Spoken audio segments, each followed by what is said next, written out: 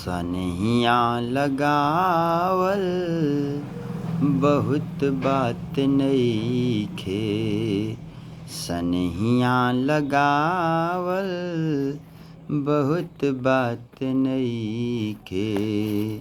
लगा के निभावल बहुत बात होला। लगा के निभावल बहुत बात होला।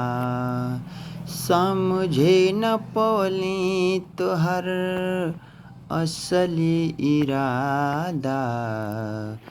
प्रेमवा के जाल में धरा गइली दादा।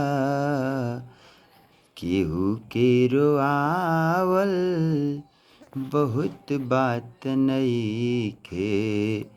केहू के रोआवल बहुत बात नइखे।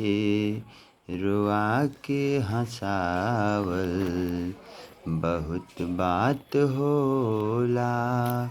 रोआ के हँसावल बहुत बात होला।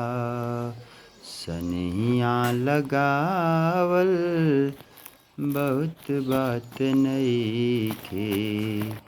लगा के निभावल बहुत बात होला।